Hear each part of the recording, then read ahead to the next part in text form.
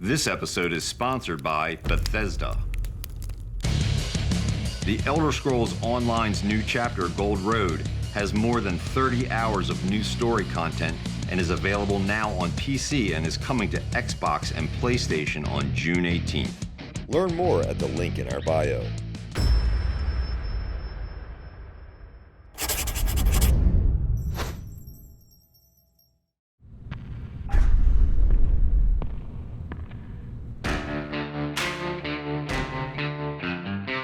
I'm Kerry Stagmer, and we are the Blacksmiths of Baltimore Knife and Sword.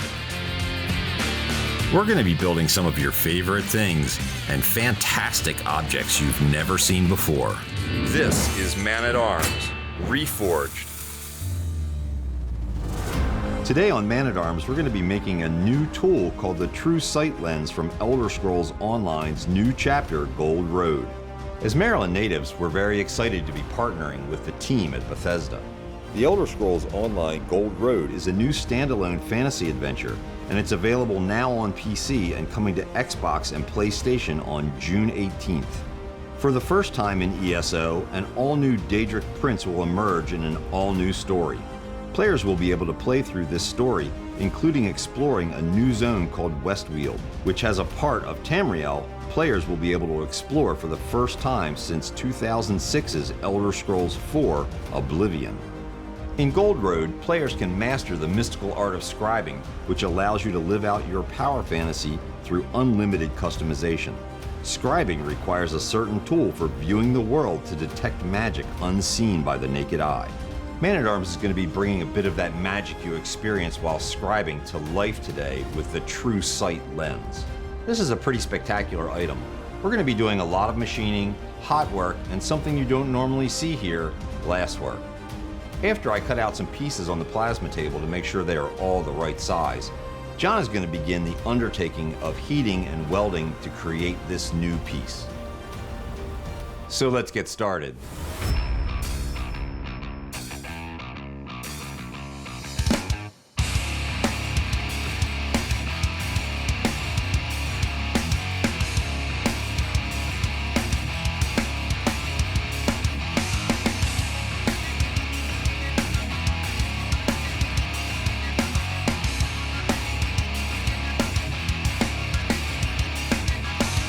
Okay, we've started to assemble our True Sight scribing lens, and I begin to fabricate some of the pieces here.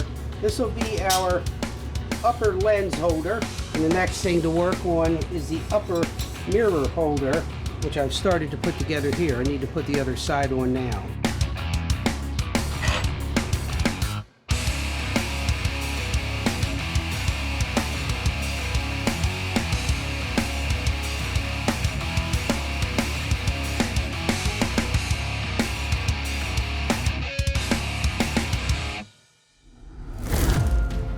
Tanner's going to be starting on the simpler parts of the telescope. He'll get them cleaned up and polished, and then we'll get on to the fancy stuff.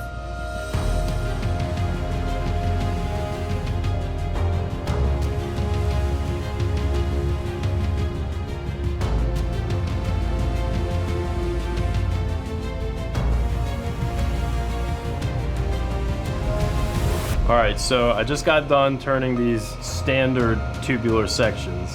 And now it's time to move on to the ornate tubular sections, or the donut-esque object, or the untwisted Twizzler. I like to start by drilling and boring out the center of the spud.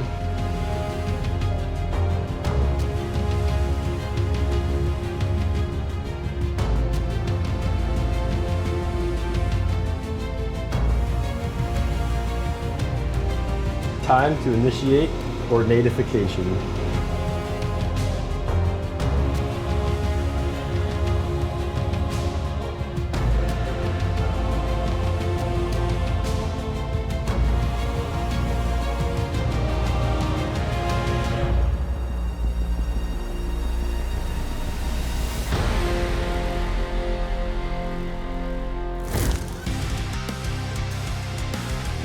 The series of holes you see going up the bar as John begins to bend this are so that he can plug weld or through weld so that we can create this and be able to polish it off very easily with nothing seen on the outside.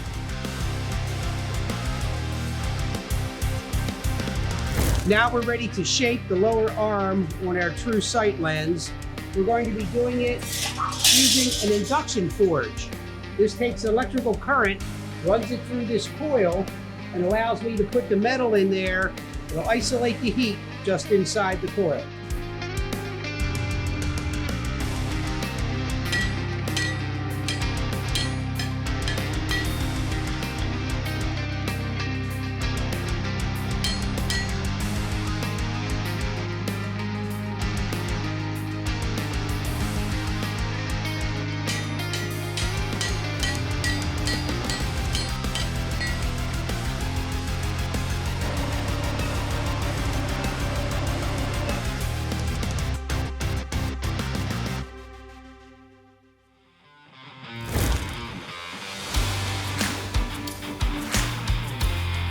Brass turns extremely well in the lathe, but Tanner's going to be very careful because he's creating what is a fairly delicate part that later I'll be engine turning on the Rose engine.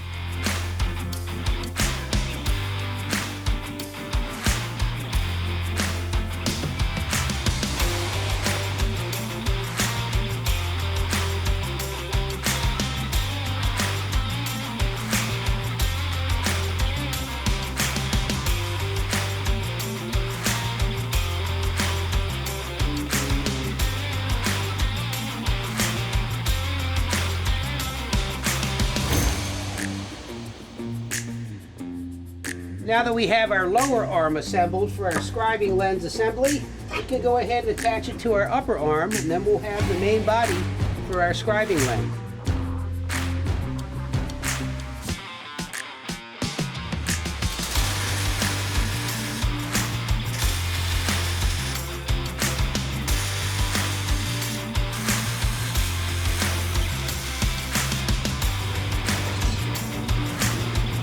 Now that this is assembled, we can start laying out for our holder, which will hold the lens assembly here.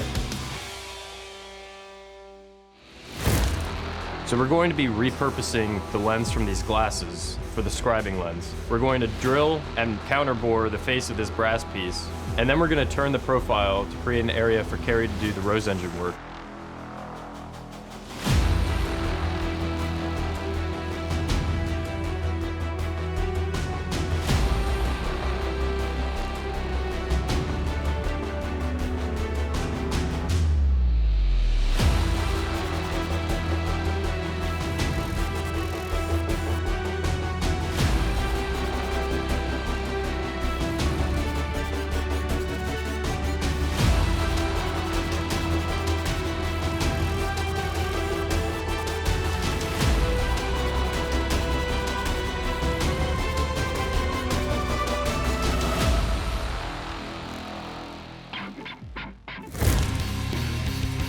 Kevin's going to be creating some of the fancy ornamentation on this. He's going to start by using a gas torch. The gas torch gives us a very isolated heat that allows him incredible amounts of control. Andrew is also doing the same kind of work, but he wants to heat up the entire part, so everything that passes inside of the induction coil will turn red and allow him to forge.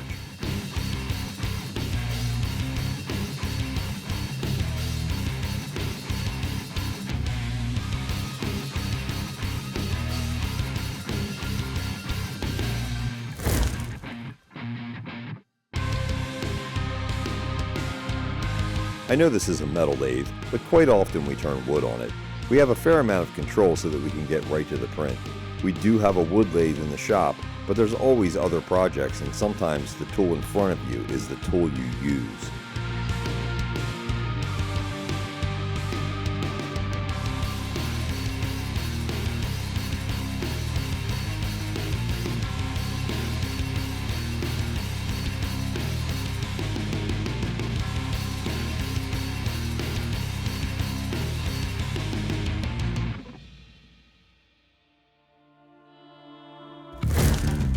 We're going to be taking the eyepiece for the telescope, and we're going to be doing some classical ornamentation. We're going to be doing engine turning. This is an 1850s Liger Rose engine. We will go through and cut the face around the outside of the eyepiece. We're doing bright cutting That bright cutting will then refract the light and send it around the room and around your eye and give an illusion of motion.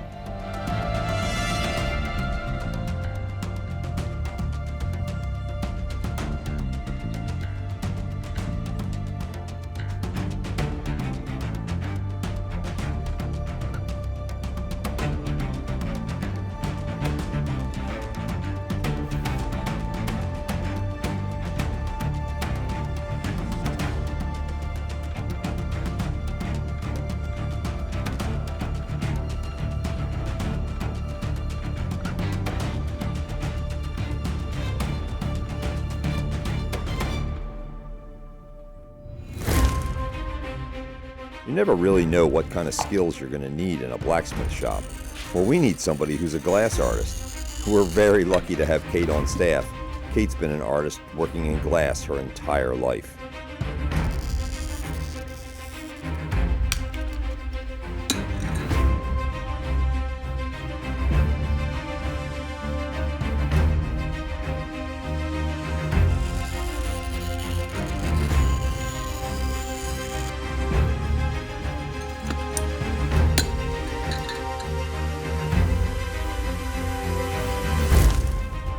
To patina the entire unit to an even dark color, Andrew's going to place it into the kiln and high fire it.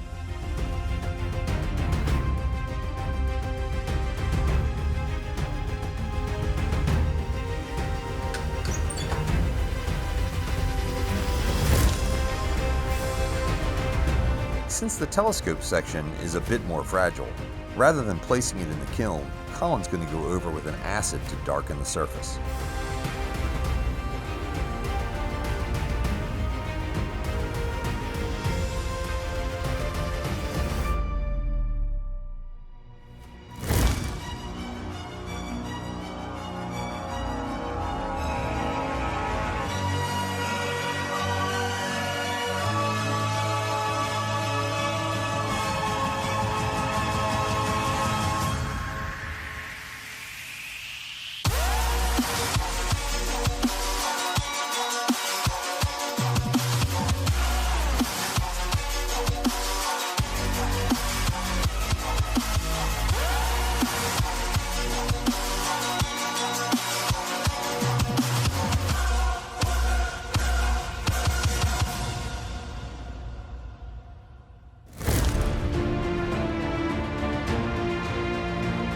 Where's all the everything? We have to do demos.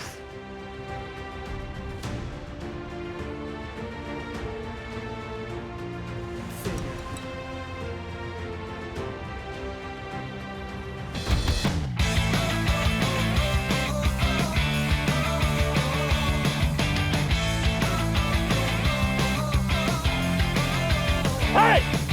I see you! Get over! Go! Get over!